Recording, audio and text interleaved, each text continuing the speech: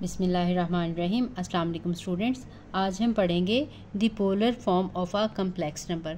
आपको पता है कि किसी भी कम्प्लेक्स नंबर को हम z के साथ डिनोट करते हैं। ये x प्लस आयोटा y की फॉर्म, यानी हमने पहले कार्टेशियन फॉर्म इसकी पढ़ी थी, जिसमें पहला इसका रियल पार्ट था, दूसरा इमेजिनरी पार्ट था और साथ में आयोटा था।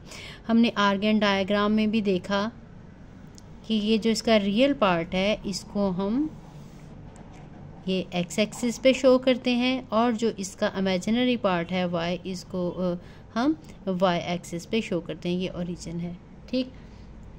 अब ये देखें, अगर हमारा यहाँ तक ये x है इतनी वैल्यू, और यहाँ से देखें ये y हमारा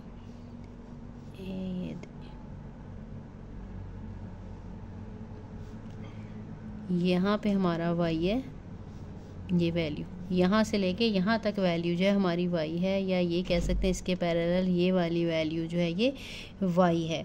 तो हम कार्टेशियन में इसको x प्लस आयोटा y या ऑर्डर्ड पेयर में हम इसको x y से डिनोट करते थे। अब जो पोलर फॉर्म है उसमें हम इसको लिखेंगे r और थीटा के साथ। अब r क्या चीज़ है? r यहाँ से लेके अगर ये हमारा पॉइंट a है कह लें, इसको हम m कह लें, तो ये o से a तक की जो लेंथ है वो r है, ठीक। अब आपको बताया बाय पाइथागोरस थ्योरम से X square plus Y square equal to R square होता है। हमने पढ़ा है base square plus perpendicular square is equal to hypotenuse square. तो यहाँ से हम अगर r की वैल्यू फाइंड आउट करना चाहें तो वो X square plus Y square का स्क्वायर रूट आ जाती है। तो r जो होता है ये X square plus Y square का स्क्वायर रूट होती है। और ये जो एंगल है, ये जो थीटा है, ये इसका एंगल है। पॉजिटिव एक्स एक्सिस से एंटी क्लॉकवाइज डायरेक्शन में हम ये एंगल लेते हैं। अगर इस क्वाड्रेंट में होगा, यहाँ से लेके यहाँ तक इस क्वाड्रेंट में होगा, तब भी हमने ये यहाँ से ही कंसीडर करना है। इसको हम प्रिंसिपल आर्ग्यूमेंट कहते हैं, ठीक है। यहाँ से स्टार्ट करेंगे पॉजिटिव एक्स एक्सिस से और एंटी क्लॉकवाइज डायरेक्शन में लेंगे तो वो पॉजिटिव होगा, और अगर क्लॉकवाइज डायरेक्शन में लें तो फिर वो नेगेटिव होता है, ठीक। अब अगर ये हमने थीटा फाइंड आउट करना हो तो वो y ओवर x, आपको पता है tan of theta is equal to y over x है। Since tan of theta is equal to y over x, इसका मतलब यह है कि theta is equal to tan inverse y over x। इसका मतलब है अगर हमने r की वैल्यू फाइंड आउट करनी होगी वो X square plus Y square का स्क्वायर रूट लेके हम निकालेंगे। ये हमने वैल्यू पॉजिटिव लेनी है क्योंकि यहाँ से लेके यहाँ तक ये लेंथ को शो कर रहा है r, तो r हमने पॉजिटिव ही लेना है, इसलिए इसके साथ प्लस माइनस नहीं लगाना। और जो एंगल निकालेंगे tan थीटा, वो tan inverse y over x की हेल्प से निकाल सकते हैं, ठीक है। अब यहाँ से अगर हम देखना चाहें इनके पोलर कोऑर्डिनेट x और y जो है, आपको पता है कि y ओवर r की वैल्यू जो है वो साइन ऑफ थीटा के इक्वल होती है। Since sine of theta is equal to y over r, that mean कि r sine of theta is equal to y, ठीक है। और इसी तरह से आपको पता है x ओवर r जो है वो साइन ऑफ थीटा के इक्वल होता है, कॉज ऑफ थीटा के इक्वल होता है। So cos of theta is equal to x over r। तो यहाँ से हम कह सकते हैं कि r cos of theta is equal to x जो है यहाँ से यहाँ तक की जो है वो लेंथ इसको रिप्रेजेंट कर रहा है कि x और y पॉजिटिव भी हो सकते हैं, नेगेटिव भी हो सकते हैं अकॉर्डिंग टू क्वाड्रेंट, ठीक है। लेकिन ये जो r है इसको हम पॉजिटिव ही कंसीडर करेंगे। तो ये देखें, ये जो हमारी वैल्यू है x जो है इक्वल होता है r कॉज ऑफ थीटा के, और जो y इक्वल होता है वो r साइन ऑफ थीटा के। तो अगर हमने किसी भी कम्प्लेक्स नंबर को, इसका मतलब है पोलर फॉर्म में लिखना हो, z is equal to X plus iota y होता है, तो x की जगह पे हम लगाएंगे r कॉज ऑफ थीटा और आयोटा लगाएंगे, y की जगह पे हम लगाएंगे r साइन ऑफ थीटा। तो ये किसी भी कम्प्लेक्स नंबर की पोलर फॉर्म है। अगर x और y में लिखेंगे तो ये कार्टेशियन फॉर्म होगी, और अगर हम इस फॉर्म में लिखेंगे तो इसको हम पोलर फॉर्म कहते हैं। इसमें से r हम कॉमन निकाल के भी लिख सकते हैं, cause of theta plus iota sine of theta. और यहाँ से मैंने आपको बताया एक्स की वैल्यू जो फाइंड आउट करनी है, आर की वैल्यू जो फाइंड आउट करनी है वो इस तरह से करनी है, और अगर हमने थीटा की वैल्यू फाइंड आउट करनी है तो वो हम tan inverse y over x करके करेंगे।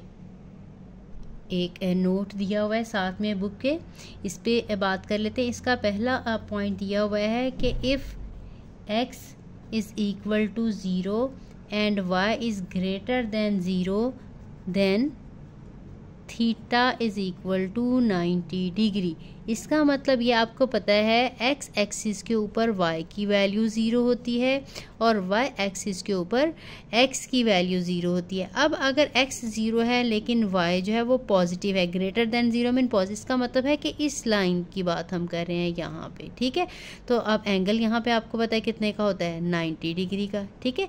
तो यही बात कही है, अगर x 0 है, यहाँ पे देखें x का 0 होता है, यहाँ पे 1, यहाँ पे 2, यहाँ पे 3 सो ऑन, इसी तरह से यहाँ पे -1, -2 सो ऑन।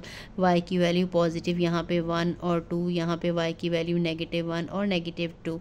तो ये जो x का 0 है यहाँ पे y एक्सिस के ऊपर है। इसी तरह से x एक्सिस पे सारा y की वैल्यू देखें, यहाँ पे पॉजिटिव है, यहाँ पे नेगेटिव है, दरमियान में 0 है। तो इसका मतलब इस सारी लाइन के ऊपर y की वैल्यू 0 होगी। x एक्सिस पे y 0 है और y एक्सिस पे x 0 है।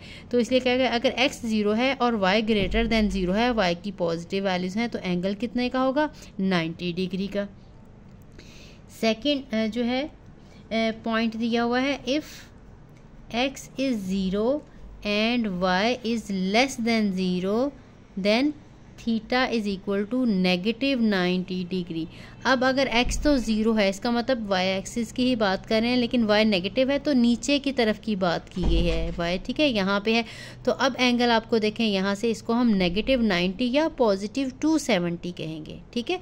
अगर हम इसको, क्योंकि हमने यहीं से मैयर करना है पॉजिटिव x एक्सिस से, अगर हम क्लॉकवाइज डायरेक्शन में मैयर करेंगे तो ये नेगेटिव होगा। यहाँ से यहाँ तक 90 डिग्री का एंगल है, लेकिन इसके साथ नेगेटिव लगेगा। अगर हम इसको पॉजिटिव डायरेक्शन से काउंट करेंगे तो ये 270 डिग्री होगा, ठीक है। अब तीसरी बात की गई है, if x is equal to 0 and y is equal to 0 then theta is undefined या इन्फिनिटी कह सकते हैं। अब देखें, अगर दोनों की वैल्यू 0 है, यहाँ पे है, इसका मतलब x भी 0 ओरिजिन पे होता है, y भी 0, यहाँ पे देखें फिर तो कोई एंगल ही नहीं बन रहा है, यहीं पे है, दोनों वैल्यूज़ जो हैं वो 0 हैं। तो इस सूरत में हम कहेंगे थीटा जो है वो अनडिफाइंड है, ठीक है। इसके बाद नेक्स्ट पॉइंट है, if y is equal to 0 and x is greater than 0 then theta is equal to 0 degree, ठीक। अब देखें, अब अगर y 0 है तो इसका मतलब है x एक्सिस की बात हो रही है, दोनों 0 होंगे तो ओरिजिन की बात हो रही है।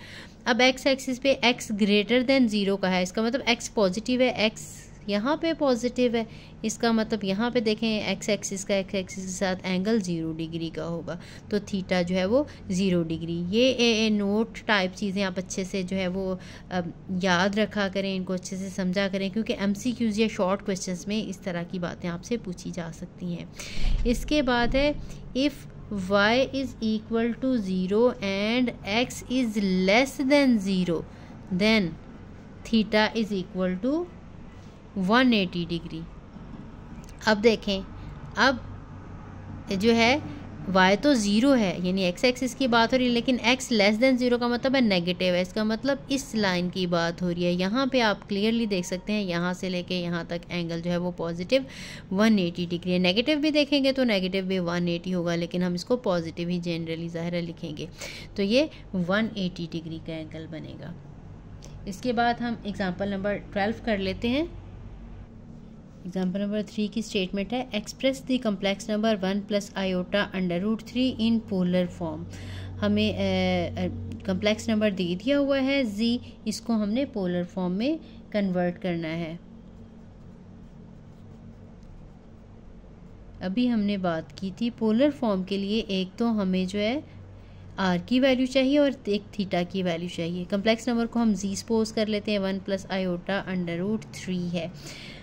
तो हमने इसके लिए आर की वैल्यू फाइंड आउट करनी थी। आर की वैल्यू मैंने आपको बताया था कि x square plus Y square का स्क्वायर रूट लेके आ जाएगी। यहाँ से अगर हम देखें तो जो एक्स की वैल्यू है वो 1 है, जो वाई की वैल्यू है वो √3 है।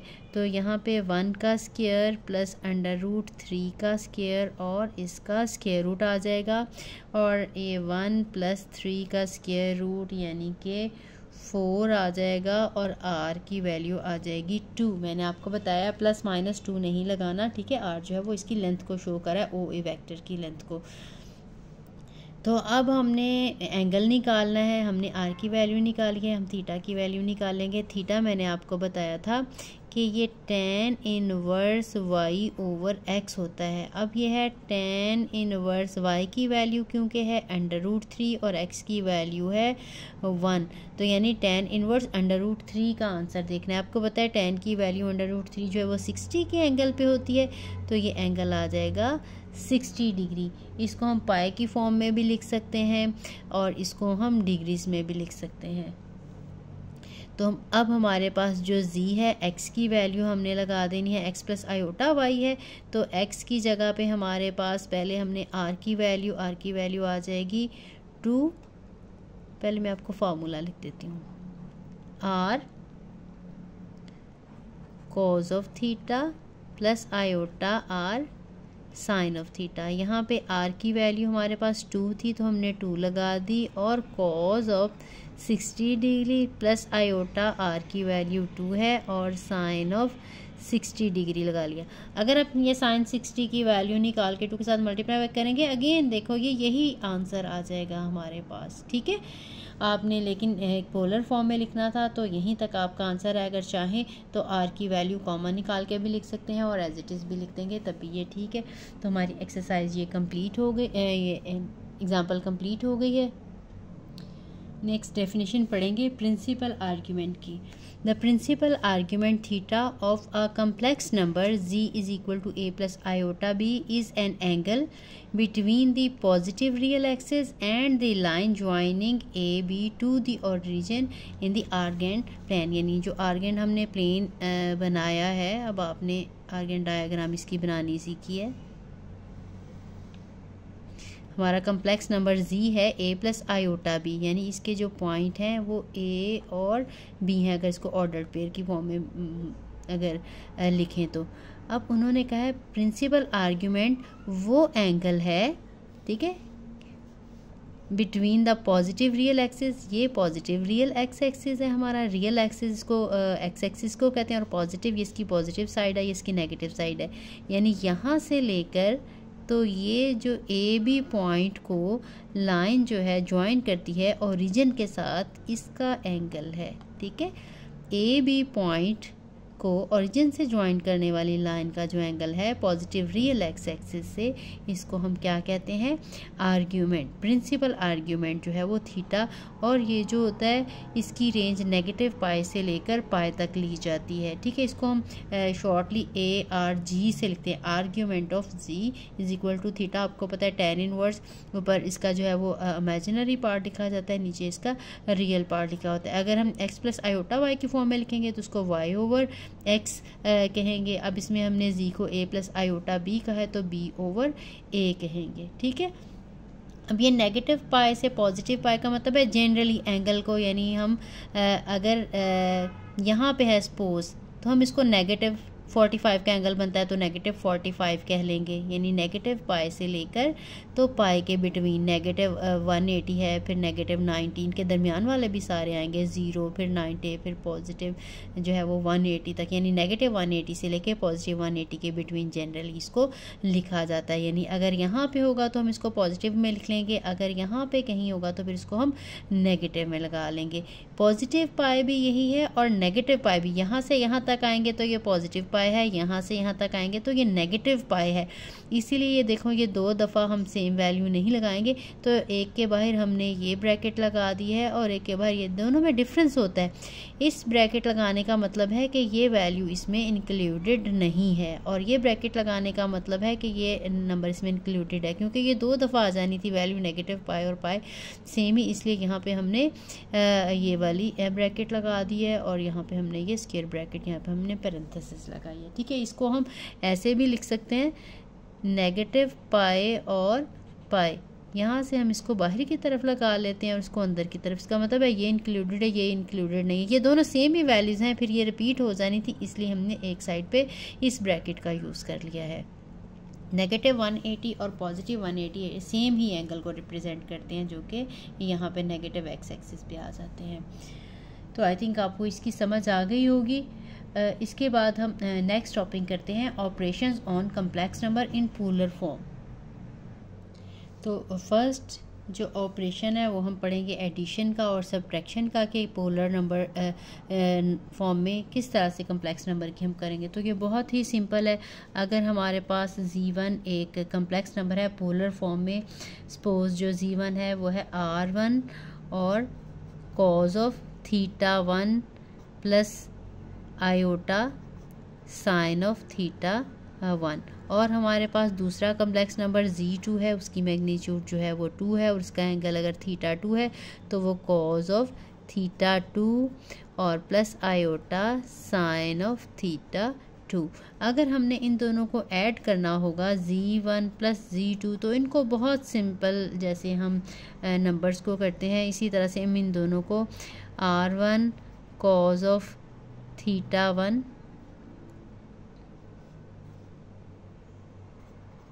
Cos of theta 1 plus iota sine of theta 1 और plus R2 cos of theta 2 plus iota sine of theta 2। ठीक है, तो सिंपली हम इन्हें लिखेंगे। अगर इनको ओपन करेंगे, अगर ये रियल पार्ट रियल में ऐड हो सकते होंगे इन्हें ऐड करेंगे, और इमेजिनरी पार्ट को इमेजिनरी पार्ट में भी हम क्वेश्चंस करेंगे तो क्लियर हो जाएगा। ठीक है, और Z2 अगर Z1 प्लस Z2 करना होगा तब भी बिल्कुल इसी तरह से दरमियान में माइनस आ जाएगी। हम सिंपल मेथड से इनको भी हम माइनस भी कर सकते हैं। तो ये cause of theta 1 plus iota sine of theta 1 और यहाँ पे माइनस आ जाएगा R2 cos of theta 2 plus iota sine of theta 2 आ जाएगा। ठीक, इसके बाद हम इनकी मल्टीप्लिकेशन जो है वो करेंगे।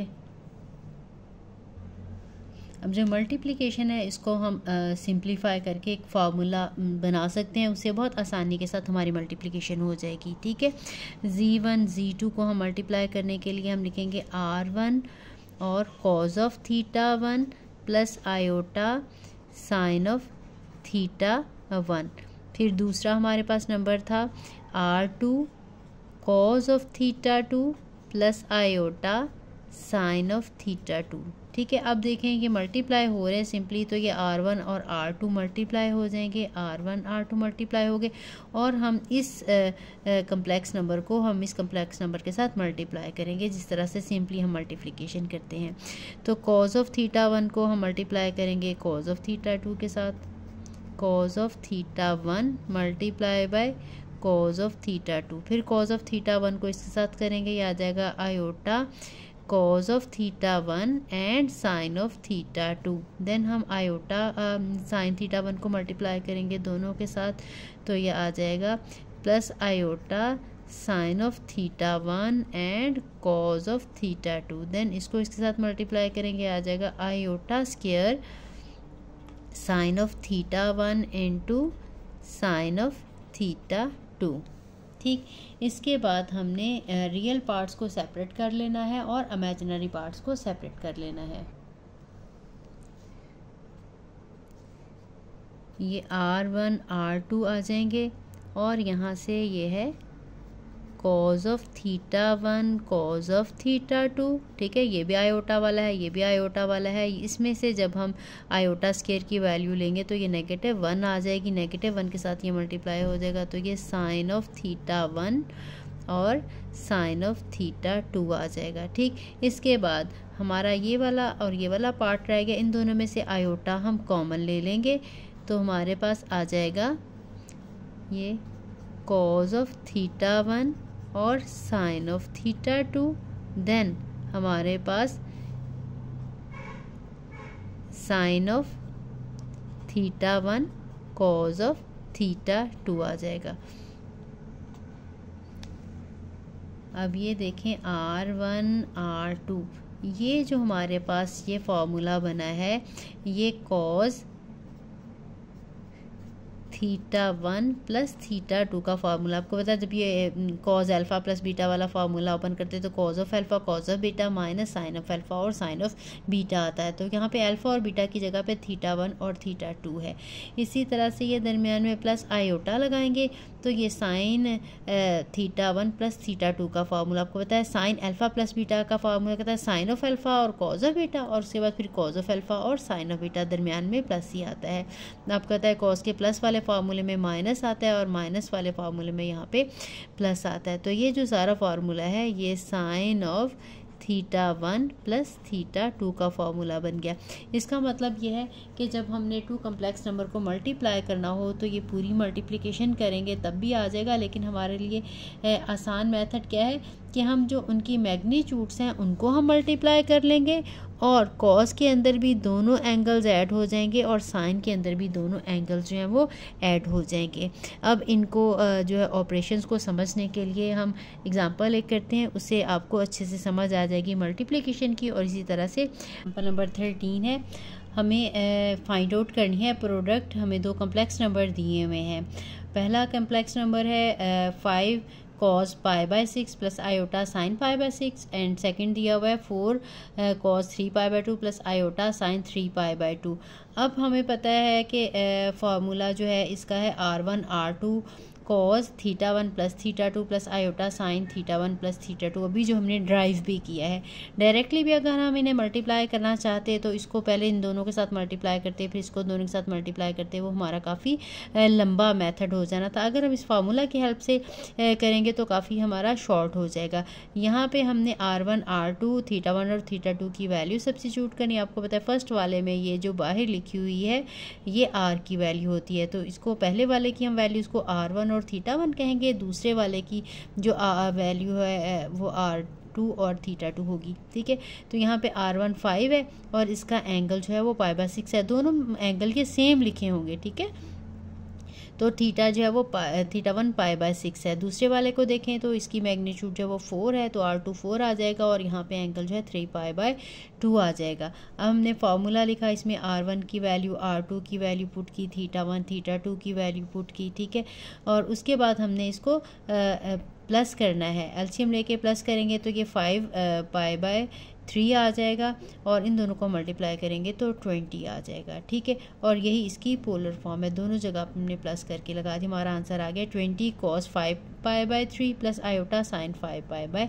3। ठीक है, इसके बाद हम डिवीजन करते हैं कम्प्लेक्स नंबर की। अगर ये पोलर फॉर्म में हो तो हमने किस तरह से करनी है। अब अगर हमने डिवीजन करनी है तो पहला हमारा Z1 अगर है R1 cos of theta 1 plus iota sine of theta 1 और Z2 है R2 cos of theta 2 plus iota sine of theta 2। ठीक, अब हमने इनको डिवाइड करना है। Z1 over Z2 will be equal to R1 को मैं अंदर मल्टीप्लाई कर लेती हूँ, मल्टीप्लाई नहीं कहते, cause of theta 1 plus iota sine of theta 1 divided by, multiply करके भी किया जा सकता है इसको, लेकिन बाहर ही रहने देते हैं, ये एज इट इज़ डिवाइड हो जाएंगे। ये cause of theta 2 plus iota sine of theta 2 आ जाएगा। अब हमने क्या करना है, जब भी आपको पता है कि हमारे पास कोई कम्प्लेक्स नंबर डिनोमिनेटर में आ जाए, हम कॉन्जुगेट लेके उसके साथ रैशनलाइज करते हैं, तो हमें इस नंबर का कॉन्जुगेट लेना पड़ेगा और इसको रैशनलाइज करना पड़ेगा। तो हम ये R1 R2 as it is रहने देंगे और यहाँ पे cos of theta 1 plus iota sine of theta 1, ठीक है, divided by cos of theta 2 plus iota sine of theta two multiply by, इसका कॉन्जुगेट आ जाएगा cos of theta two minus iota sine of theta two over cos of theta two minus iota sine of theta two आ जाएगा। अब हम इन्हें multiply करके तो सिंप्लीफाई करके लिखेंगे। अब ये R1 R2 as it is आ जाएगा। इन दोनों को हमने मल्टीप्लाई करना है। अभी हमने मल्टीप्लिकेशन का फार्मूला देखा, वहाँ से भी कर सकते हैं, लेकिन दरमियान में इसके माइनस है। अगर माइनस आ जाए तो किस तरह से करना है, हम इसको पूरी मल्टीप्लिकेशन करके चेक कर लेते हैं। अब ये कॉस थीटा 1 मल्टीप्लाई होगा, पहले cause of theta 1 cos of theta 2 के साथ मल्टीप्लाई हो गया, फिर इसके बाद कॉस थीटा 1 और आएगा कॉज ऑफ थीटा 1 और साइन ऑफ थीटा 2, साथ में आयोटा भी था। अब आयोटा को इसके साथ मल्टीप्लाई करेंगे, ये आयोटा साइन ऑफ थीटा 1 है और कॉस थीटा 2 है। इसके बाद ये आयोटा साइन थीटा 1 और आयोटा साइन थीटा 2 है, तो ये आयोटा स्क्वायर साइन थीटा 1 और साइन थीटा 2 आ जाएगा। ठीक है, इसके बाद डिनोमिनेटर में भी हमने इन्हें मल्टीप्लाई करना है, लेकिन ये एक दफ़ा प्लस है एक दफ़ा माइनस है, सेम ही हमारे पास दोनों टर्म्स हैं। तो ये कॉज ऑफ थीटा 2 का स्क्वायर आ जाएगा और minus iota sine of theta 2 का स्क्वायर आ जाएगा। ठीक, इसके बाद इसको मज़ीद सिंप्लीफाई करेंगे। R1 R2 as it is ही आ जाएंगे और ये आपके पास रियल पार्ट अब इसमें हम सेपरेट कर लेते हैं और इमेजिनरी पार्ट हम सेपरेट कर लेते हैं। तो ये कॉस थीटा 1 और कॉस थीटा 2, यहाँ पे आयोटा स्क्वायर जो है ये आपको पता है, सॉरी ये यहाँ पे माइनस आना था, पहले के साथ आपने प्लस किया, ये मल्टीप्लाई किया, दूसरे के साथ जब मल्टीप्लाई करेंगे तो ये माइनस आ जाएगा, इसको इसके साथ करेंगे आयोटा वाले के साथ। अब ये पॉजिटिव था, इसको इसके साथ करेंगे तो ये भी यहाँ पे माइनस आ जाएगा। अब ये माइनस आयोटा स्क्वायर जो है उसका आंसर जो है वो -1 आ जाएगा, साथ में आ जाएगा sign theta 1 into sine theta 2।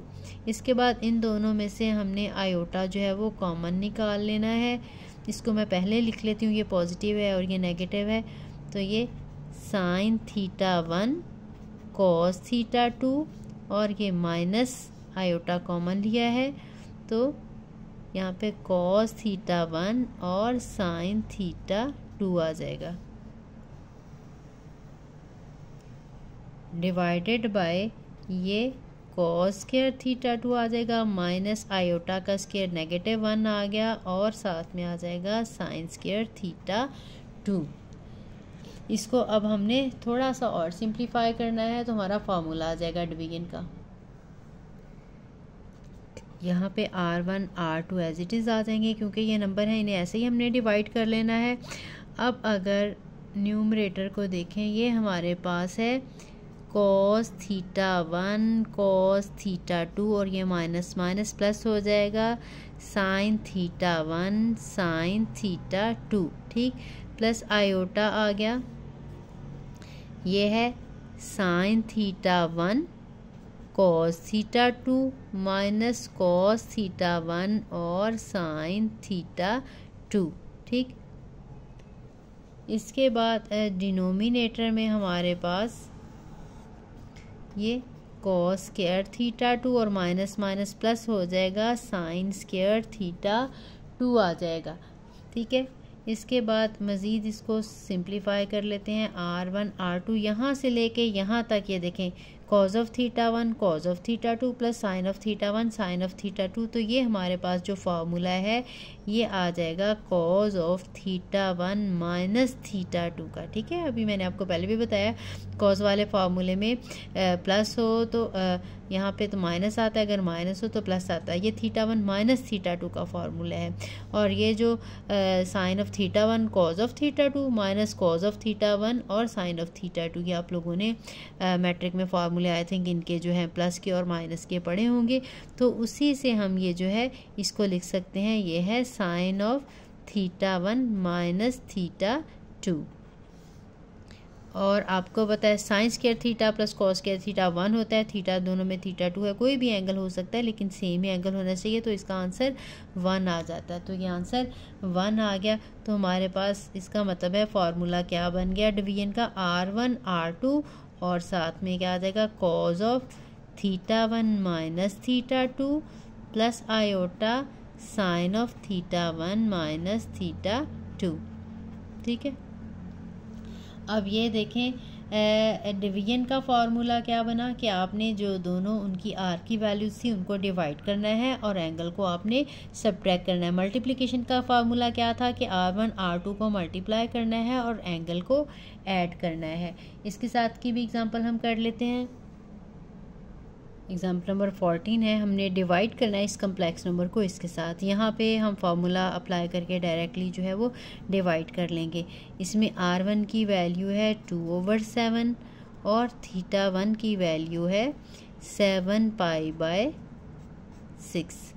ठीक है, R2 की वैल्यू है 3/5 और थीटा 2 की वैल्यू है -π/2। हम फार्मूला लिखेंगे Z1/Z2 is equal to R1/R2 और फिर यहाँ पे cos of theta 1 minus theta 2 plus iota sine of theta 1 minus theta 2 और सिंपली इसमें हमने वैल्यू सब्स्टिट्यूट कर देनी है। ये R1 की वैल्यू है 2/7 और R2 की वैल्यू है 3/5। ठीक, नेक्स्ट हमारे पास कॉज ऑफ थीटा 1 हमारा है 7π/6 7π/6 माइनस आके ये एंगल -π/2 है। अगले स्टेप में हम इसको ओपन कर लेंगे प्लस आयोटा साइन 7π/6 माइनस -π/2। ठीक है, ये हमारा आ गया फॉर्मूला, हमने अप्लाई कर दिया। इसके बाद हमने इसको सिंप्लीफाई करना है। अब जब ये दो फ्रैक्शंस हों, ये 2/7 मीन डिवाइडेड ओवर 3/5, तो जब ये फ्रैक्शन ऊपर आता है तो ये उलट जाता है, इसको अपने 5/3 लगाना है। ठीक है, जब भी दो फ्रैक्शन हो तो जो नीचे वाला फ्रैक्शन है ये उलट जाता है। अब हमने इन दोनों एंगल्स को ऐड करना है। पहले ये ब्रैकेट ओपन कर लेते हैं, कॉज ऑफ 7π/6 और प्लस आ जाएगा π/2 प्लस आयोटा साइन 7π/6 और यहाँ पे आ जाएगा प्लस π/2। ये एंगल हमारे पास नेगेटिव था जिसकी वजह से दरमियान में प्लस आ गया। अगर एंगल पॉजिटिव ही होता फिर हमने यहाँ पे एंगल्स को माइनस करना है, हमने एंगल्स के अकॉर्डिंग ठीक है ये प्लस या माइनस करना है। फार्मूला हमारे पास ये जो है, अगर मल्टीप्लिकेशन करेंगे तो प्लस करेंगे और अगर हमने डिवीजन करनी होगी तो माइनस करना होगा, लेकिन ये हमने प्लस इस वजह से किया क्योंकि ये एंगल जो है वो नेगेटिव था जिसकी वजह से दरमियान में जो है वो प्लस आ गया है। अब हमने इन्हें सिंप्लीफाई कर लेना है क्योंकि इनकी कटिंग नहीं होती, तो हमने न्यूमरेटर को न्यूमरेटर के साथ मल्टीप्लाई करना है और डिनोमिनेटर को डिनोमिनेटर के साथ मल्टीप्लाई कर लेना है। 7π/6 और π/2 को जब हम ऐड करेंगे तो ये 5π/3 आ जाएगा। इनका आपने एलसीएम लेके ऐड करना है और ये साइन 5π/3 आ जाएगा। तो ये हमारे ऑपरेशन का काम कंप्लीट हुआ। तो बाकी हम करेंगे नेक्स्ट वीडियो में इंशाल्लाह। मेरे चैनल को देखते रहिए। वीडियो अच्छी लगी हो तो लाइक और कमेंट ज़रूर करें और अपने फ्रेंड्स कज़न्स के साथ शेयर भी करें, और जिसने अभी तक चैनल को सब्सक्राइब नहीं किया वो चैनल को सब्सक्राइब भी कर देंगे। ये आपका प्यार होता है, मोहब्बत होती है, लगता है कि हमारी मेहनत का हमें सिला मिल गया है जब आप हमारे लिए कोई अच्छा सा कमेंट करते हैं या वीडियो को लाइक करते हैं या फिर इसको शेयर करते हैं या चैनल को सब्सक्राइब करते हैं। तो मिलते हैं नेक्स्ट वीडियो में। अल्लाह हाफ़िज़।